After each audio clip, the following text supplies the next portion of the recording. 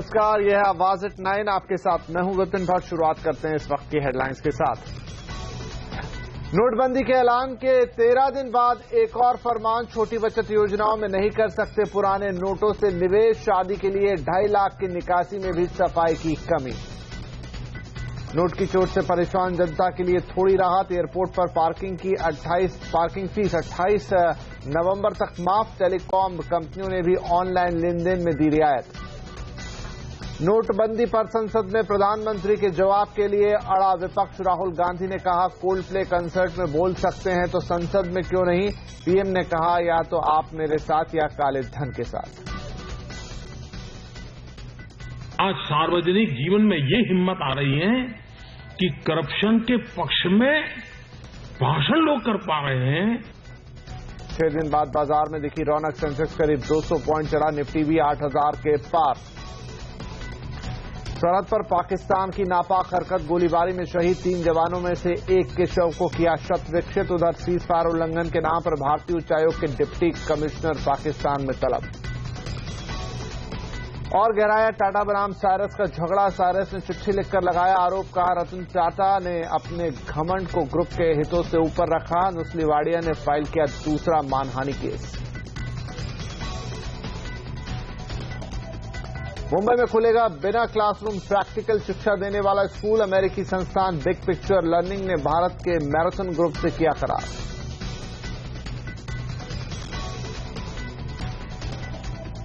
नोटबंदी से हुई तकलीफें अब धीरे धीरे कम हो रही है। इधर सरकार भी लोगों को राहत पहुंचाने के लिए कई उपाय कर रही है। नोटों की कमी के चलते लोग ज्यादा डेबिट कार्ड ट्रांजैक्शन कर रहे हैं।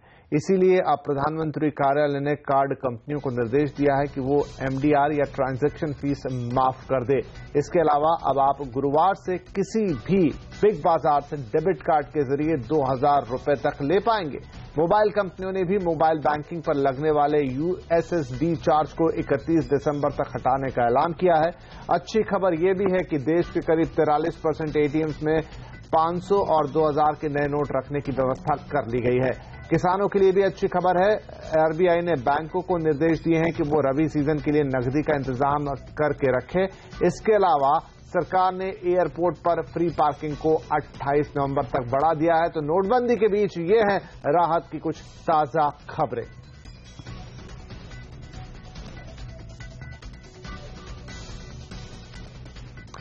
नोटबंदी पर विपक्ष के हंगामे की वजह से आज लगातार 5वें दिन संसद ठप रही। सरकार जहां विपक्ष पर आरोप लगा रही है कि वो बहस से भाग रही है, वहीं विपक्ष की मांग है कि इस मसले पर जवाब देने के लिए खुद प्रधानमंत्री सदन में आए। इस बात के लिए सरकार तैयार नहीं है।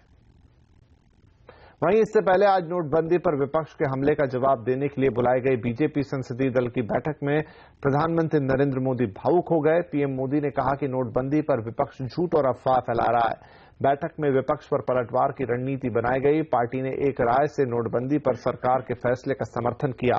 प्रधानमंत्री ने कहा कि आज देश का दुर्भाग्य है कि कुछ लोग काले धन के पक्ष में खुलकर बोल रहे हैं। उन्होंने ये बात भाजपा नेता केदारनाथ साहनी के जीवन पर लिखी गई किताब के विमोचन पर कही।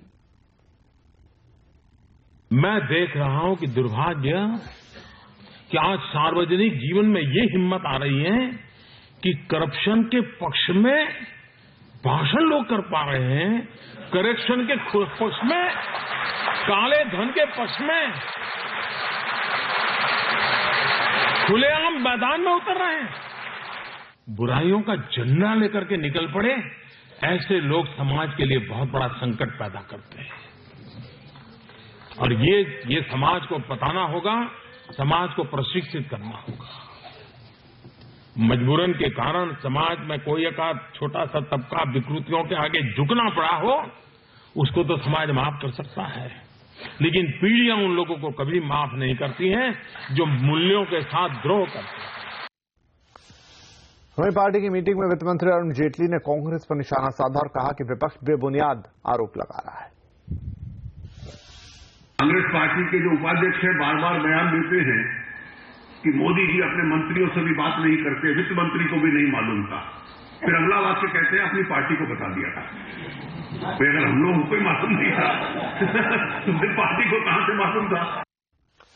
वहीं कांग्रेस उपाध्यक्ष राहुल गांधी ने नोटबंदी पर प्रधानमंत्री नरेंद्र मोदी के भावुक होने पर हमला बोला है। प्रधानमंत्री पार्लियामेंट में क्यों नहीं आते? पार्लियामेंट में आके क्यों नहीं बोलते? टीवी पे बोल सकते हैं, पॉप कॉन्सर्ट पे बोल सकते हैं, पार्लियामेंट के अंदर क्यों नहीं बोल सकते? नोटबंदी के बाद सरकार रोज कुछ न कुछ सफाई जारी करती है। अब नया फरमान आया कि छोटी बचत में पैसे जमा करने को लेकर अब आप इनमें पुराने 1000 और 500 रुपए के नोट जमा नहीं कर सकते। वहीं शादी के लिए पैसे निकालने को लेकर उलझनें बढ़ गई हैं। इन दोनों ही खबर पर बात करने के लिए अब हमारे साथ जुड़ रहे हैं ब्यूरो चीफ लक्ष्मण रॉय। लक्ष्मण, अब छोटी बचत योजनाओं पर सफाई आई है और क्या कारण है कि ये नौबत आई कि एक बार फिर सरकार को सफाई देनी पड़ रही है? छोटी बचत योजनाओं को लेकर वित्त मंत्रालय का जो फरमान आया है वो ये कहता है कि कोई भी शख्स अगर छोटी बचत योजनाओं में पैसा जमा करने जा रहा है तो 500 और 1000 के पुराने नोट जमा ना करें। 500 और 1000 के पुराने नोट इन बचत योजनाओं में जमा राशि के तौर पर स्वीकार नहीं किए जाएंगे। इसका मतलब ये हुआ कि अगर आप NSC, PPF, recurring deposit, small saving scheme में आप पैसा जमा करने जा रहे हैं तो आप इस बात का खास ख्याल रखें कि पुराने नोट लेकर के ना जाएं। आप या तो नए 500-1000 के नोट लेकर के जाएं या फिर 100 या दूसरे डिनोमिनेशन के नोट लेकर के जाएं, तभी स्वीकार किए जाएंगे। हालांकि वित्त मंत्रालय का यह फैसला समझ से परे है, क्योंकि वित्त मंत्रालय ने पहले कहा था कि अगर आप बैंक खातों में पुराना नोट जमा करते हैं तो स्वीकार किए जाएंगे। वैसे ये स्मॉल सेविंग में जो भी जमा करता होता है उसकी पूरी केवाईसी की जाती है, यानी उसका पूरा ब्यौरा रखा जाता है बैंक के पास। ऐसे में अगर वो छोटी बचत योजनाओं के जरिए काले धन को सफेद करना भी चाहता तो सरकार आसानी से उसे पकड़ सकती थी, लेकिन सरकार ने उसे पूरी तरह से पाबंदी लगा दी कि आप छोटी बचत योजनाओं में पुराने नोट जमा ही नहीं कर सकते।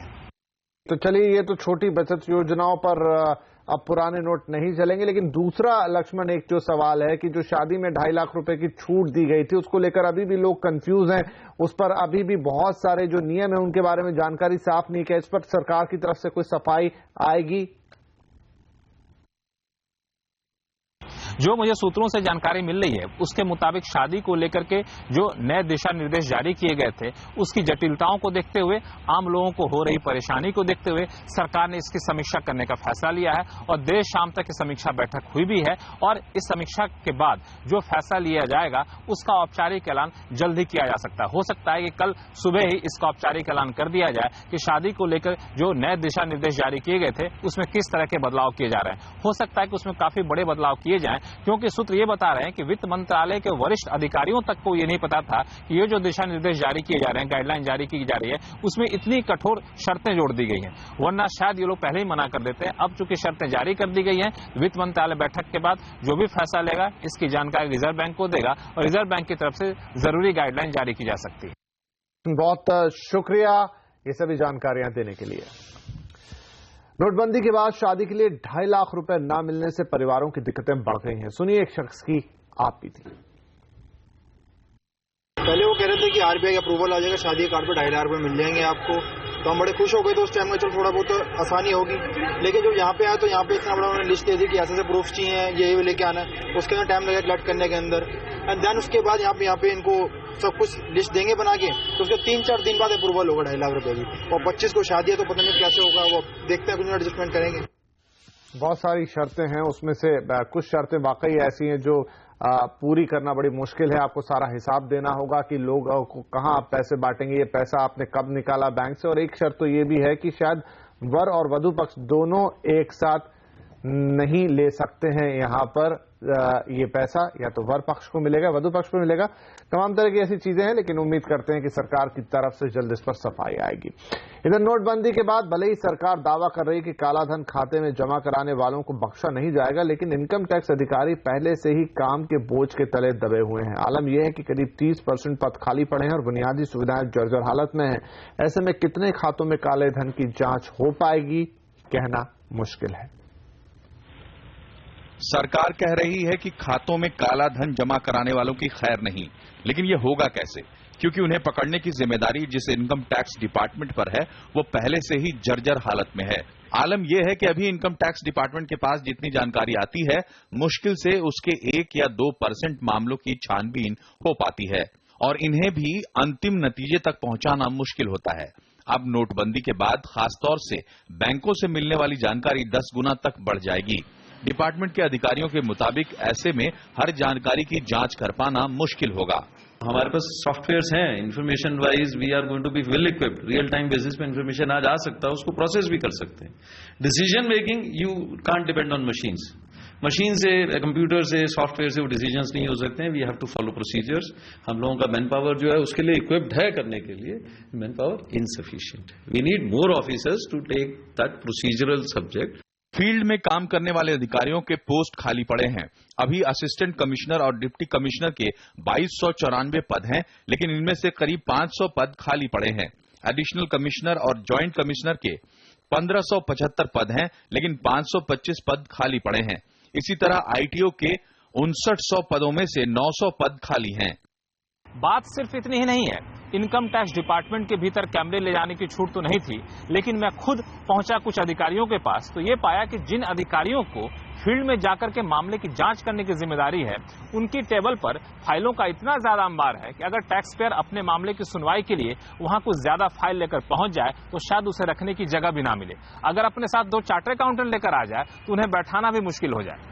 इतना ही नहीं, अगर इनकम टैक्स अधिकारी ने आनन फानन में बगैर पुख्ता तैयारी के मामला बना दिया तो पार्टी कोर्ट जाती है और वहां कई बार तो मामले की जांच करने वाले इनकम टैक्स अधिकारी पर ही उल्टा जुर्माना लगा दिया जाता है।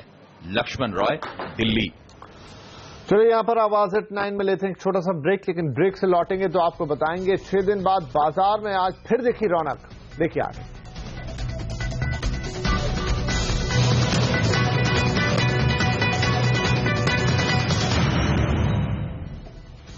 6 दिनों की गिरावट के बाद बाजार में आज रौनक नजर आई। अच्छे ग्लोबल संकेतों से बाजार की शुरुआत अच्छी रही और निफ्टी 8000 के पार चला गया, लेकिन जल्द ही बाजार में बिकवाली का दबाव भी बना। हालांकि आखिरी घंटे में एक बार फिर जमकर खरीदारी लौटी।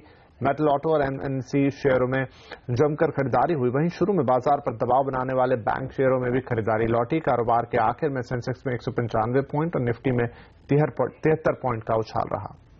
मैक्स लाइफ इंश्योरेंस के मिहिर वोरा का कहना है कि हाल की गिरावट के बाद बाजार के वैल्यूएशन आकर्षक हो गए हैं। ऐसे में दरों में कटौती होती है तो सेंटिमेंट सुधरेंगे।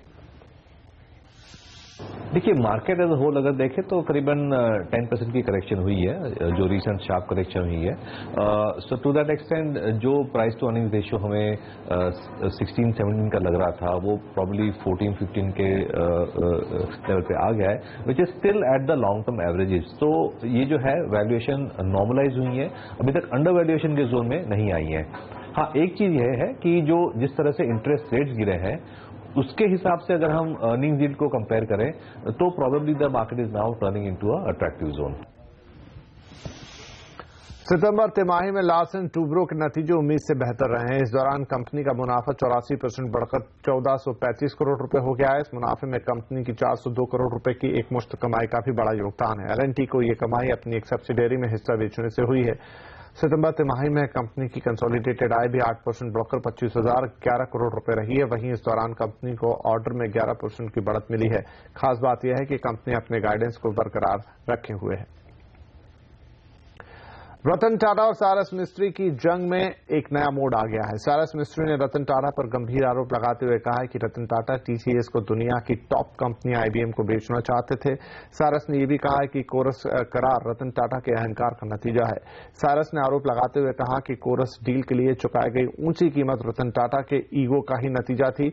इधर टाटा सन्स ने साइरस मिस्त्री को टाटा कैम के डायरेक्टर पद से हटाने के लिए 23 दिसंबर को ईजीएम बुलाई है। उधर नुस्ली वाडिया ने टाटा सन्स को एक और मानहानि का नोटिस भेजा है। उन्होंने टाटा सन्स सीईओ और 9 डायरेक्टरों को नोटिस भेजा है। इसमें टाटा कैम बोर्ड के सदस्य भी शामिल हैं। नुस्ली वाडिया ने अपने खिलाफ सबूत की मांग की है। उन्होंने कहा कि टाटा सन्स ने बदले की भावना से कार्रवाई की है। हम आपको बता दें कि नुस्ली वाडिया टाटा सन्स के इंडिपेंडेंट डायरेक्टर हैं।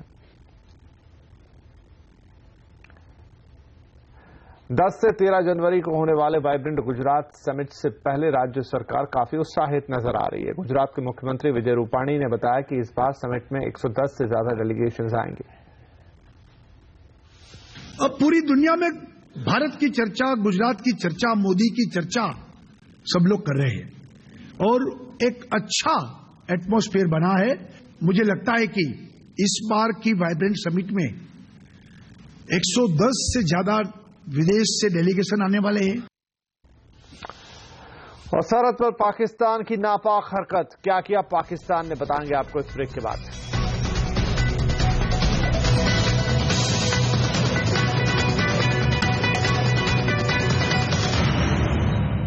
जम्मू कश्मीर के माचल में एलओसी के करीब फायरिंग में मारे गए एक भारतीय जवान के शव के साथ पाकिस्तान ने शर्मनाक हरकत की है। पाकिस्तानी सैनिकों ने एक शहीद भारतीय जवान के शव को शत विक्षिप्त कर दिया है। पिछले 1 महीने के अंदर पाकिस्तानी सेना की इस तरह की दूसरी दरिंदगी है।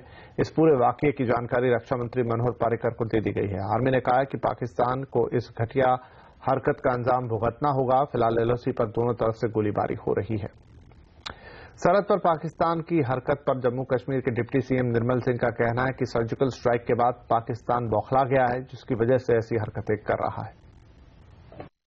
सर्जिकल स्ट्राइक के बाद पाकिस्तान आइसोलेटिव है, उसमें बहुत बड़ी डेस्परेशन है। पूरे दुनिया में उसके जो है उसकी भर्त्सना होती है, थू थू होता है। उसी के कारण जो बौखलाहट में ही वो जो सारा कर रहा है उसका भी बहुत नुकसान हो रहा है। जब वो एक गोली चलाता है, यहां से पूरे फोर्स के साथ उसका जो है उसका जवाब दिया जाता है, उनका नुकसान बहुत हो रहा है। लेकिन उसको अपने नुकसान की परवाह नहीं है, क्योंकि उनको वहां के लोगों की, वहां की जो बाकी है चीजें हैं, उसका कोई परवाह नहीं है। 7 राज्यों में 4 लोकसभा और 10 विधानसभा सीटों पर हुए उपचुनाव के नतीजे सामने आ गए हैं। नतीजों के मुताबिक 4 लोकसभा सीटों में से 2 पर बीजेपी और 2 पर तृणमूल कांग्रेस ने जीत दर्ज की है। 10 विधानसभा सीटों में से बीजेपी और एआईएडीएम के 3-3 पर, 2 पर मकपा और कांग्रेस और तृणमूल कांग्रेस 1-1 सीट जीतने में सफल रही हैं। आपको बता दें कि केंद्र सरकार के नोटबंदी के फैसले का असर इन नतीजों पर दिखाई नहीं दिया है। बीजेपी ने मध्य प्रदेश की शहडोल और असम की लखीमपुर लोकसभा सीट बचा ली है। एमपी में जहां बीजेपी का कमल खिला है, वहीं बंगाल में ममता का जादू साफ दिखा है। अलग तरह की स्कूलिंग के लिए मशहूर अमेरिकी संस्था बिग पिक्चर लर्निंग अब भारत में स्कूल खोलने जा रही है। स्कूल मुंबई में खुलेगा और इसमें बच्चों को आम स्कूलों से अलग एकदम आजाद माहौल में रखकर प्रैक्टिकल नॉलेज दिया जाएगा। मुंबई के मुलुंड में जुलाई 2017 से खुलेगा नेक्स्ट स्कूल। अमेरिकी एनजीओ बिग पिक्चर लर्निंग और भारतीय कंपनी मैराथन ग्रुप का ये स्कूल होगा जरा हटके। इनमें होंगे सिर्फ 15 छात्र। यहाँ आम स्कूलों की तरह क्लासेस नहीं होंगी, ना ही परीक्षाएं होंगी। होंगे इंटर्नशिप्स, प्रोजेक्ट्स, काउंसलिंग और इंडस्ट्री के लोग छात्रों को मेंटोर करेंगे। फीस भी बहुत ज्यादा नहीं होगी, साल में सिर्फ 1.5 लाख रुपए। ये प्रोग्राम पर्सनलाइज करता है एजुकेशन को। उसका मतलब है कि हर एक बच्चे को उनका क्या इंटरेस्ट है, उनका क्या टैलेंट है, उनका क्या पैशन है, वो चीज़ों पर ध्यान देता है। दूसरा जो फोकस है बिग पिक्चर का, वो है कि जो हमारा एजुकेशन सिस्टम है उसको हम रियल वर्ल्ड से कैसे कनेक्ट करें। नेक्स्ट स्कूल ने IMRB रिसर्च फर्म से स्टडी करवाई है, जिसके नतीजे बताते हैं कि 46% माता पिता भी सोचते हैं कि हमारी शिक्षा प्रणाली बच्चे को भविष्य के लिए तैयार नहीं करती। 79% माता पिता को लगता है कि हमारी शिक्षा प्रणाली में आजादी नहीं है और 59% को ये लगता है कि हमारी शिक्षा प्रणाली हर बच्चे को पर्याप्त समय नहीं दे पाती। देखिए, हमारे देश में 85% बच्चे स्कूलिंग सिस्टम से ड्रॉप आउट कर जाते हैं 12वीं में आते आते। तो हमने वो लर्निंग प्रोसेस इतना बोरिंग एंड पेनफुल बना दिया है कि बच्चों का मन ही नहीं लगता पढ़ने में। पर जब ये हम एक्सपीरियंशियल लर्निंग की बात करते हैं, इसमें बच्चों की रुचि को कायम रखते हैं और दूसरा क्रिएटिविटी को खत्म नहीं करते। भारत की शिक्षा व्यवस्था में अब कई तरह के प्रयोग होने लगे हैं। नेक्स्ट स्कूल भी उन्हीं में से एक है। निधि राय, मुंबई। बाजार में कैशलेस ऑफर्स की बहार है। 500 और 1000 रुपए के नोट बंद किए जाने के बाद से जहां एक तरफ छोटे दुकानदारों का धंधा मंदा हो गया है, वहीं ई कॉमर्स कंपनियां इस मौके का जमकर फायदा उठा रही हैं। हमारे संवाददाता रोहन सिंह बता रहे हैं कि कैशलेस ट्रांजैक्शंस पर फोकस करके ये कंपनियां ज्यादा से ज्यादा कस्टमर्स को लुभा रही हैं। नोटबंदी से भले देश भर में करेंसी की कमी हो गई हो, लेकिन इससे ई कॉमर्स और मोबाइल पेमेंट कंपनियों के बिजनेस में भारी उछाल आया है। इस मौके का इस्तेमाल ये कंपनियां भी बड़े ऑफर्स देकर अपना कस्टमर बेस और बिक्री बढ़ाने में कर रही हैं। यही वजह है कि हर ई कॉमर्स वेबसाइट पर आपको कैशलेस स्कीम या क्रेडिट और डेबिट कार्ड से पेमेंट पर डिस्काउंट मिल जाएगा। अमेजॉन के गिफ्ट कार्ड पर 15% तक छूट मिल रही है, तो स्नैपडील सभी क्रेडिट और डेबिट कार्ड से पेमेंट पर 5% छूट दे रही है। जबोंग और मिंत्रा दोनों ही कैशलेस ट्रांजैक्शन पर 25% तक की छूट दे रही हैं। शॉपक्लूज भी इस मौके का फायदा उठाने में पीछे नहीं है। हमने, चाहे वो आपका बिजली का बिल पे करना हो, चाहे मोबाइल का बिल पे करना हो, चाहे डीटीएच का बिल पे करना हो, उन पे हमने अग्रेसिव ऑफर्स चला रखे हैं। जैसे कि 200 रुपए आप बचा सकते हैं अपने बिजली के बिल पे करने पे। 100-200 रुपए की आप सेविंग कर सकते हैं अपने डीटीएच के रिचार्ज पे, right? Then mobile prepaid, postpaid, landline, everywhere there is something और the other for the customer to save. Cashback offers की बहार डिजिटल वॉलेट कंपनियों में भी है। पेटीएम ने तो 22 से 24 नवंबर तक कैशलेस सेल लगाया है, जहां सामान की कीमत का 80% तक आपके वॉलेट में वापस आ जाएगा।